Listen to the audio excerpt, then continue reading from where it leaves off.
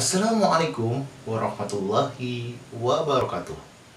Teman-teman, pernahkah teman-teman melihat orang berpidato? Atau pernah menyaksikan pidato Bung Tomo pada peristiwa 10 November 1945? Surabaya, siapa? Keadaan genting. Tetapi saya peringatkan sekali lagi, jangan mulai menembak. Baru kalau kita ditembak, maka kita akan ganti menyerang mereka itu. Memukau dan menarik, bukan? Melalui pidato tersebut, dengan suaranya yang lantang dan berapi-api, serta gestur tubuh yang tepat, Bung Tomo mampu menggerakkan rakyat Surabaya untuk melakukan perlawanan terhadap penjajah Inggris pada waktu itu. Nah, pada pembelajaran kita kali ini, kita akan belajar tentang mengenal teks pidato persuasif.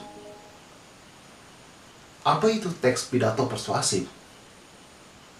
Teks pidato persuasif terdiri dari dua kata, teman-teman. Pidato dan persuasif. Pidato merupakan menyampaikan informasi kepada khalayak ramai. Sedangkan persuasif artinya bersifat membujuk. Maka pidato persuasif adalah proses menyampaikan informasi, pikiran, gagasan kepada khalayak ramai dengan maksud membujuk, menggerakkan pendengar untuk melakukan sesuatu sebagaimana yang diinginkan oleh seorang orator. Nah, selanjutnya, selepas kita mengetahui pengertian dari teks pidato persuasif, maka selanjutnya kita harus mengenal tentang ciri-ciri dari pidato persuasif. Yang pertama, ciri dari teks pidato persuasif adalah memiliki tujuan. Seorang yang sedang berbicara di depan umum pastilah memiliki tujuan. Dengan tujuan ini pula, seorang orator bisa fokus kepada topik yang dibicarakannya. Ciri yang kedua adalah memuat materi yang jelas dan mudah dipahami. Maksudnya, materi yang disampaikan bukan saja pendapat secara pribadi seorang orator, tetapi juga ada informasi dan data yang jelas kebenarannya. Nah, ciri yang ketiga adalah objektif. Objektif maksudnya data informasi yang disampaikan seorang orator haruslah memuat kebenaran, bukan sebuah kebohongan. Ciri yang keempat adalah dalam sebuah teks pidato persuasif haruslah memuat wawasan baru. Seorang yang berbicara di depan khalayak ramai haruslah membawa pengetahuan baru bagi pendengar. Dan yang terakhir, ciri yang terakhir teman-teman adalah kesimpulan. Selepas kita berbicara ataupun berpidato, pasti ada kesimpulan yang hendak disampaikan. Nah, itulah ciri dari teks pidato persuasif. Selepas kita mengenal ciri dari teks pidato persuasif, selanjutnya kita akan mengenal tentang struktur dari teks pidato persuasif. Sebagaimana teks yang lainnya ataupun sebelumnya, dalam teks pidato persuasif juga memiliki struktur. Struktur yang pertama adalah pembukaan. Di dalam pembukaan terdapat 3 poin. Poin yang pertama adalah ucapan salam pembuka.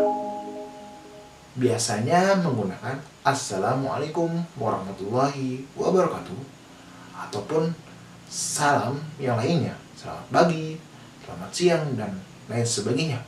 Poin yang kedua dalam pembukaan adalah ucapan penghormatan. Tahu kan ucapan penghormatan?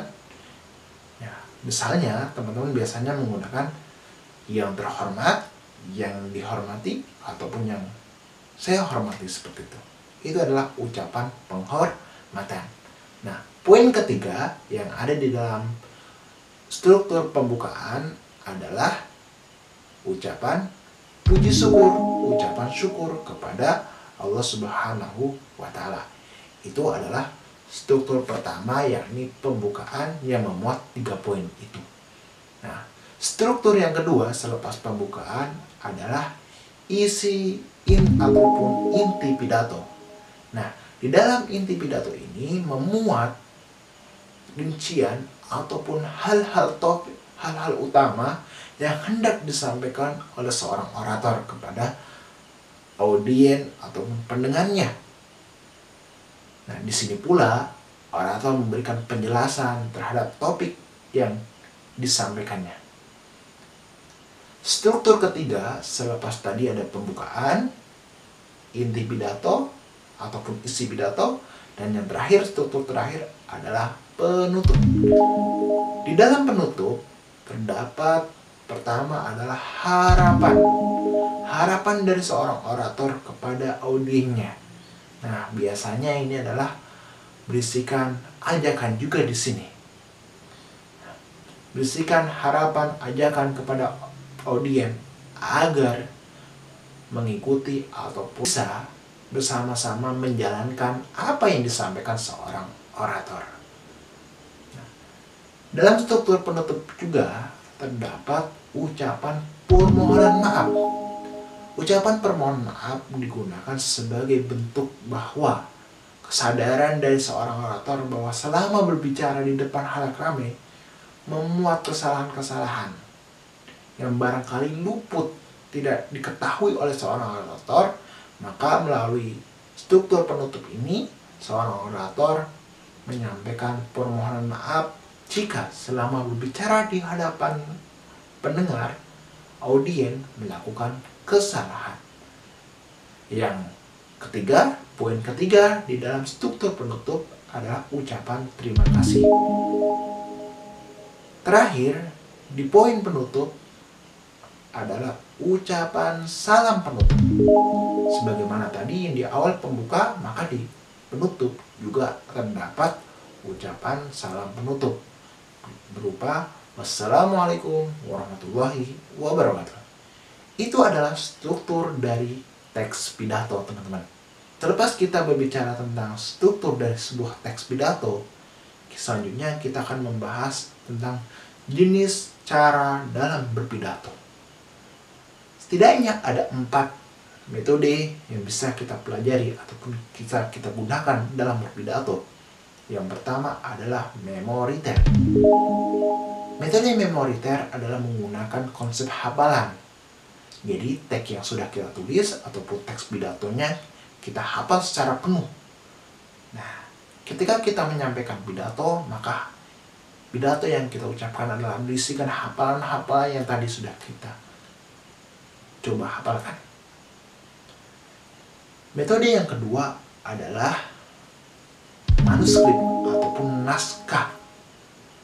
Jadi seorang orator membaca naskah pidatonya ketika sedang berpidato di depan halayak ramai. Metode yang ketiga adalah impromptu, mendadak. Nah, ketika kita sedang duduk misalnya dalam sebuah forum, tiba-tiba seorang pembawa acara dipersilakan untuk menyampaikan pidato. Tanpa persiapan, kita diminta untuk maju ke depan, diminta untuk maju menyampaikan pidato. Itulah yang disebut dengan impromptu, mendadak. Dan yang terakhir, metode yang terakhir adalah extemporal. Extemporal, kalau yang manuskrip adalah membaca naskah secara keseluruhan, maka di dalam extemporal hanyalah membawa catatan-catatan kecil berupa poin-poin pokok yang ada dalam pidato. Itu adalah metode dalam berpidato ataupun menyampaikan informasi di depan halayak ramai. Paham bukan? Ya, melalui kita belajar pidato persuasif ini, kita juga belajar tentang bagaimana berbicara di depan umum, ya, di depan masyarakat banyak, sehingga kebaikan-kebaikan atau kebenaran bisa kita sampaikan ke masyarakat dan masyarakat mau menerimanya. Ya, demikianlah pembelajaran kita tentang mengenal teks pidato persuasif. Semoga teman-teman tetap semangat dalam proses belajar. Wassalamualaikum warahmatullahi wabarakatuh.